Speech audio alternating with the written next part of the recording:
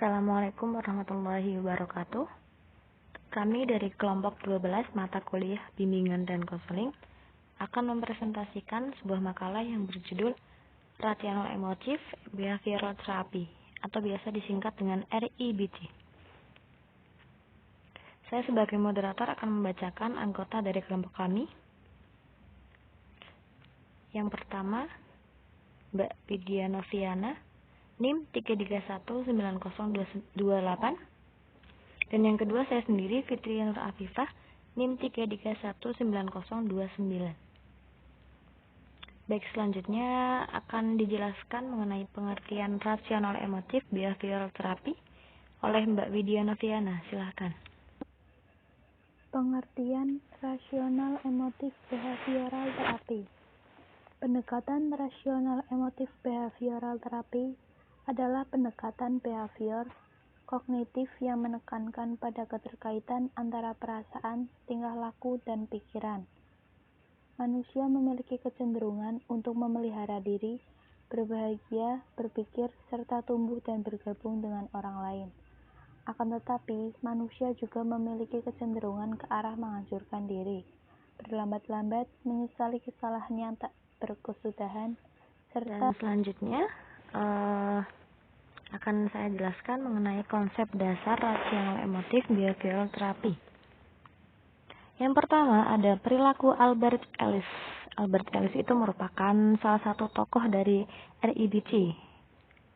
Pendekatan yang digunakan dalam REBT adalah psikopendidikan, yang pada asasnya berbentuk aktif direktif atau mengarah atau membimbing, serta didaktif mengajar. Berarti di sini psiko tersebut kan tugasnya mengarahkan atau membimbing ya, psikologi gitu ya. Kalau misalkan pendidikan sendiri kan tugasnya didaktif ataupun mengajarkan sesuatu.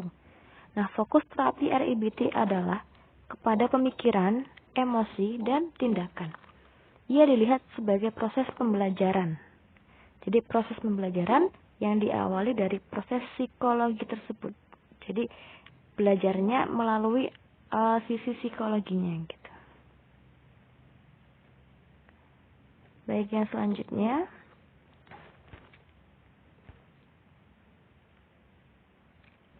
ada teori ABC kepribadian.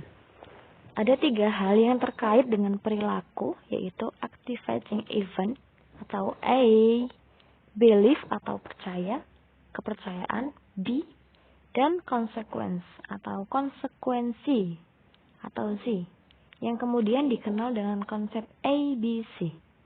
Setelah ABC, menyusul disputing atau D, dan affective new philosophy of life atau A, untuk memasukkan perubahan dan hasil yang diharapkan dari perubahan.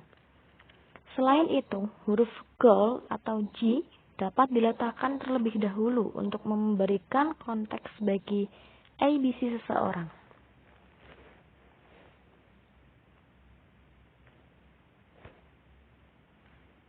Baik, selanjutnya perilaku etis siswa akan dijelaskan oleh Mbak Widya Noviana.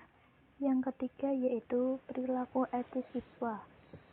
Dalam hal ini, etis adalah suatu predikat yang dipergunakan untuk membedakan antara perbuatan-perbuatan atau orang-orang tertentu yang lain. Etis dalam hal ini sama artinya dengan susila atau moral. Perilaku etis yang dijadikan fokus adalah pergaulan remaja baik laki-laki ataupun perempuan dalam menjalani interaksi.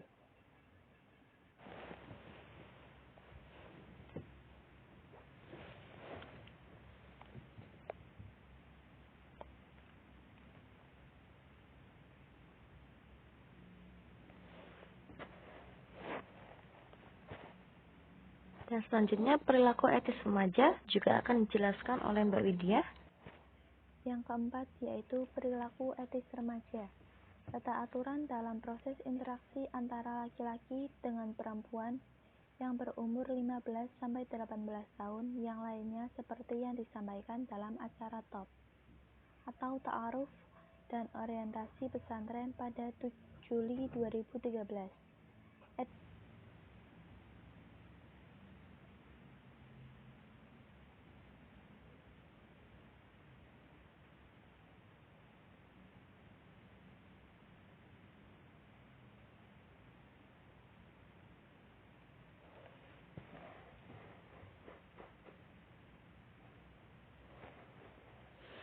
Baik, selanjutnya saya akan jelaskan mengenai implementasi kasus menggunakan teknik REBT. Implementasi di sini yang dimaksud adalah sebuah contoh yang mencerminkan perilaku REBT. Intinya contohnya tersebut adalah kasus yang diselesaikan ataupun dirumuskan menggunakan REBT.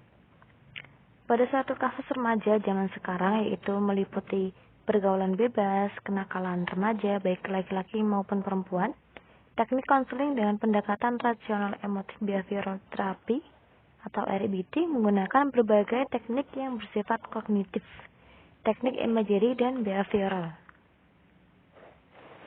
Teknik konseling dengan pendekatan rasional emotif behavioral therapy berikut ini. Yang pertama teknik kognitif, dan yang kedua teknik imagery, yang ketiga adalah teknik behavioral. Yang pertama adalah teknik kognitif, yaitu meliputi disputing irrational beliefs. Pada terapi ini, konselor mengajak konseli untuk menghilangkan pikiran-pikiran negatifnya, sampai konseli mampu untuk menanamkan sugesti-sugesti positif dalam dirinya. Teknik untuk melakukan cognitive disposition adalah dengan bertanya atau questioning, memberikan suatu pertanyaan kepada konseli. Pertanyaan tersebut berupa, yang pertama pertanyaan untuk reality testing, dan yang kedua pertanyaan untuk pragmatic disputation.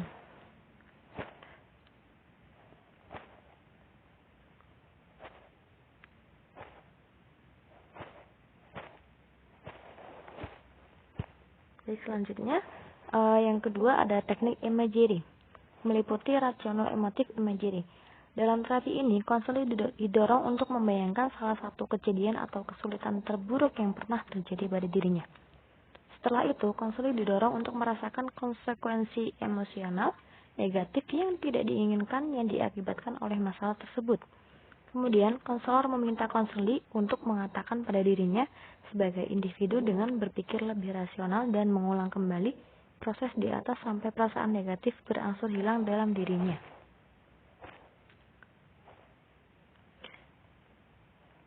Nah, yang terakhir ada behavioral, meliputi teknik modeling. Teknik modeling merupakan proses seorang individu belajar dengan mengamati tingkah laku orang lain, yang disebut model. Model itu orang lain ya. Dalam teknik ini, konseli mengamati seorang model, kemudian diberikan penguatan untuk mencontoh tingkah laku model tersebut. Jadi disuruh menirukan gaya model tersebut gitu ya.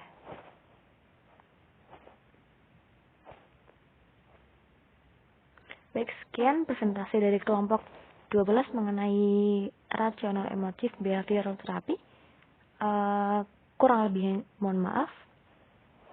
Wassalamualaikum warahmatullahi wabarakatuh. Terima kasih teman-teman sudah menonton.